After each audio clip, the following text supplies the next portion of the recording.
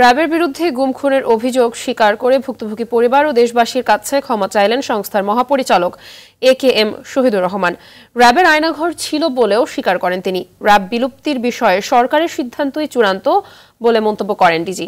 সকালে কারওয়ানবাজারের RAB media সেন্টারে সমসাময়িক বিষয় নিয়ে মতবিনিময়ে এসব কথা বলেন র্যাবের মহাপরিচালক। সাদিয়া কানিজের রিপোর্টে বিস্তারিত।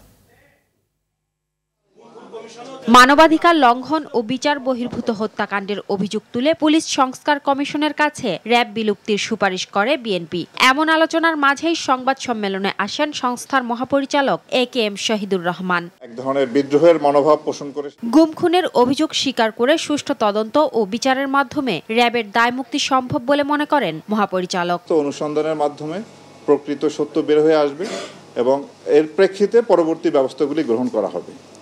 আর র্যাব বিলুপ্তির বিষয়ে আমি র্যাবে কর্মরত আছি।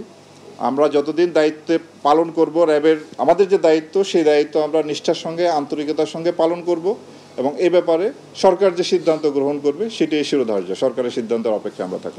র্যাবের শতাধিক আয়নাঘর থাকার কথাও স্বীকার করেন শহীদুর রহমান। তিনি বলেন, র্যাবের কেউ আইন হাতে তুলে নিলে ব্যবস্থা নেওয়া হবে। এ পর্যন্ত 58 কর্মকর্তা সহ 4000-এর বেশি র্যাব সদস্যকে শাস্তির আওতায় আনা হয়েছে।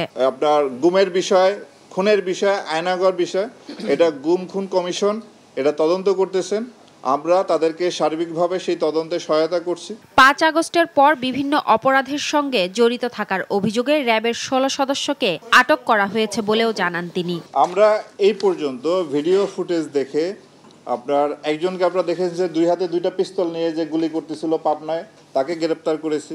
যাত্রাবাড়ি এলাকায় লিটন নামে একজন ছিলেন, তাকেও আমরা গ্রেপ্তার করেছি। আরও যারা আছে তাদেরকে আমরা গ্রেপ্তারের চেষ্টা অব্যাহত রেখেছি।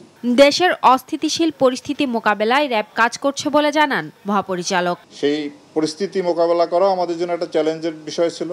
সাদিয়া কানিজ, RTV, ঢাকা।